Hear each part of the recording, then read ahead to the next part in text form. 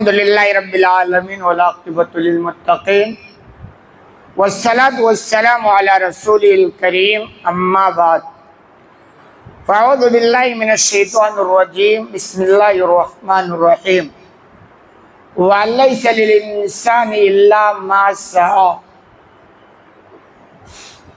آج ذی الحجہ کی 9ویں تاریخ شروع ہو چکی ہے۔ عربی تاریخ مغرب کا ٹائم ہوتے ہی چینج ہو جاتی ہے، تو 9ویں ذی الحجہ شروع ہو چکی ہے، جس کو یوم عرفہ کے نام سے جانا جاتا ہے۔ یہ دن بہت ہی اہمیت کا حامل ہے، جیسا کہ آپ سنتے ہیں، جانتے ہیں، اور علماء کرام تقریباً بتاتے رہتے ہیں۔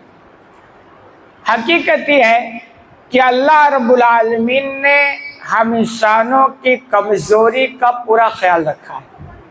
ہم انسان فطری طور پر کمزور ہیں، اور دنیا کچھ ایسی بنی ہے کہ بڑے پیمانے پر گناہوں کی طرف دعوت دی جا رہی ہے، اور ہم انسان نہ چاہتے ہی اس طرف بھاگ جاتے ہیں۔ تو ہماری یہ کمزوری ہے، تو اللہ رب العالمین نے ایسے مواقع عطا فرمائے ہیں کہ بندہ اگر اس میں کچھ کوشش کر لے، محنت کر لے تو بات بن سکتی۔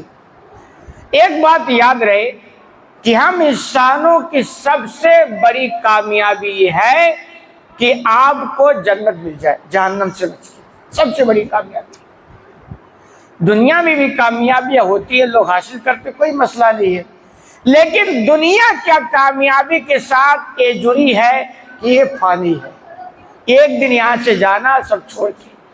اصل کامیابی ہے کہ آپ جہنم سے بچ جاؤ اور جنت میں داخلہ مل جائے۔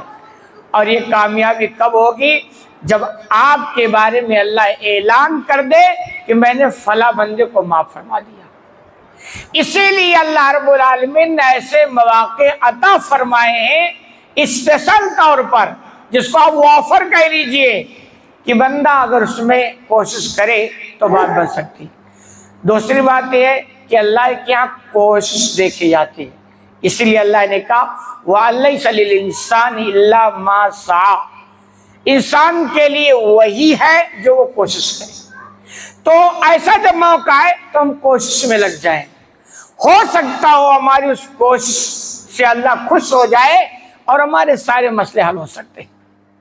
تو اس دن کی سب سے بڑی جو چیز ہے وہ عرفہ کا روزہ ہوتا ہے، کہ بھائی 9 ذی الحجہ کو عرفہ کا روزہ رکھیں حاجیوں کے علاوہ۔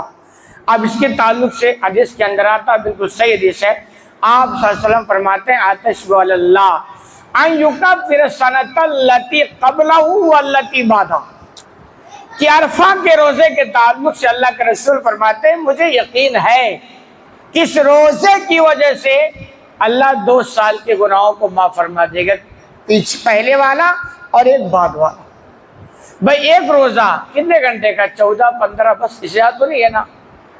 اور اس کے بدلے میں 2 سال، عربی مہینے کے حساب سے ایک سال میں تقریباً 360 دن ہوتے ہیں۔ 2 سال کا مطلب ہو گیا، آپ جوڑ لیں کتنا ہو گیا۔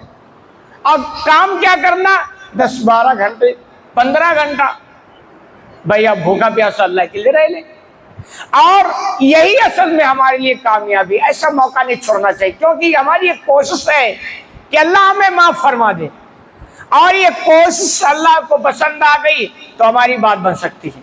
تو آپ اس کے تعلق سے یاد رکھیں، اور اس کے علاوہ بھی بہت ساری نیکیاں آپ کریں، ذکر و اذکار کریں، نوافل پڑھیں، صدقہ خیرات، جو بھی آپ نیکی کریں گے دوسرے دنوں کے بنسبت اس میں ثواب اسپیشل طور پر بڑھ جائے گا۔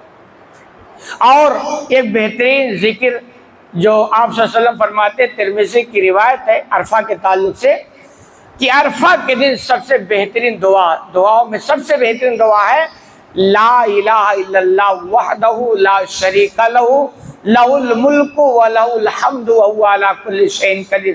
تقریباً سارے نمازیوں کو یاد ہو، بہت اہم دعا ہے۔ آپ فرماتے ہیں کہ یہ وہ دعا ہے جو عرفہ کے دن سب سے بہترین دعا ہے، اور جس کو میں بھی پڑھتا ہوں اور مجھ سے پہلے جتنے انبیاء گزرے سب یہ پڑھا کرتے تھے۔ تو ذکر اذکار کیوں؟ اس دعا میں اللہ کی توحید ہے۔ آپ پڑھیں گے تو گویا آپ شہادت دے رہے ہیں کہ اللہ تیرے علاوہ کوئی معبود حقیقی نہیں ہے، اور یہ بہت بڑی نیکی ہے۔ اللہ اسے بہت خوش ہوتا ہے کہ دیکھیے بندہ بار بار یہی کہہ رہا، ورد کر رہا ہے، اس کو لگتا ہے کہ یہ چیز بہت پسند ہے کہ میں اکیلا ہوں۔ بندہ بار بار کہتا اللہ تیرے علاوہ کوئی معبود حقیقی نہیں، تیرا کوئی شریک نہیں ہے، بادشاہ صرف تیری ہے، تمام تعریف صرف تیرے لیے ہے، اور تو ہر چیز پر قادر ہے۔ کتنی زبردست دعا ہے، اس کی الگ اسپیشل فضیلت اس دن پڑھنے کی۔ تو آپ ان دعاؤں کے پڑھنے کا اہتمام کریں، قرآن کی تلاوت کریں، اور اللہ کے بندو یہی کام ہے۔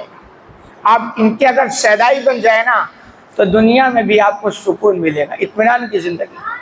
استغفار کو اگر اپنا لیں تو اطمینان کی زندگی، اور مرنے کے بعد جو ملنے والی ہے وہ تو ہے۔ اتنی بڑی یہ فضیلت ہے۔ موسیٰ علیہ السلام کے تعلق سے آتا ہے، جب اللہ سے پوچھا اللہ کچھ ایسا کلمہ بتا کہ میں پڑھوں، تو اللہ نے یہی بتایا۔ تو موسیٰ نے کہا اللہ یہ تو سارے لوگ پڑھتے ہیں، تو آپ اللہ تعالیٰ نے فرمایا موسیٰ اگر ایک پلڑے میں اس کو رکھیں اور ایک پلڑے میں سب کچھ رکھ دیں پھر بھی ایک پلڑا بھاری ہو جائے۔ تو آپ اس دن کا روزے کا اہتمام کریں، رات کو سحری کریں، سحری کے ٹائم، اور صبح روزہ رکھیں۔ اور روزہ تو ویسے ہی اللہ کو بہت محبوب ہے۔ روزہ رکھنے والا 99% بندہ ایسا ہوتا ہے کہ وہ مخلص ہوتا ہے، روزے میں وہ ریاکاری نہیں ہوتی جو عام عبادتوں میں ہوتی ہے۔ تو اب یہ تھوڑی کوشش کریں گے، ممکن ہے کہ اللہ آپ کو پسند کر لے، آپ کی نیکی پسند کر لے، پھر تو آپ کے راستے آسان کر دے گا، آپ کو ہدایت دے دے گا، نماز پڑھنا آسان ہو جائے گا، نیکیاں کرنا آسان ہو جائے گا، اور برائیوں کے راستے پہ چلنا مشکل بنا دے گا۔ کیونکہ جب تک توفیق نہیں ملے گی نا ہوتا کچھ نہیں، یہ بات مسلم ہے، لیکن توفیق اس کو ملتی ہے جو تھوڑی کوشش کرے۔ اسی لیے اللہ نے کہا انسان کے لیے وہی ہے جو وہ کوشش کرے، کوشش کرے گا بات بنے گی۔ تو آپ سارے لوگوں سے گزارش ہے کہ سحری کریں، روزہ رکھیں، انشاءاللہ زبردست یہ نیکی کا کام ہے۔ جو آنکھیں بند کریں گے تو آپ کے سمجھ میں آ جائے گا کہ حقیقت میں ہم نے اگر کیا ہے تو بہت بڑی نیکی سے ہمکنار ہوئی ہے۔ اللہ رب العالمین سے دعا ہے کہ الہ العالمین تمہیں کہنے سننے زیادہ عمل کرنے کی توفیق عطا فرما۔ آمین۔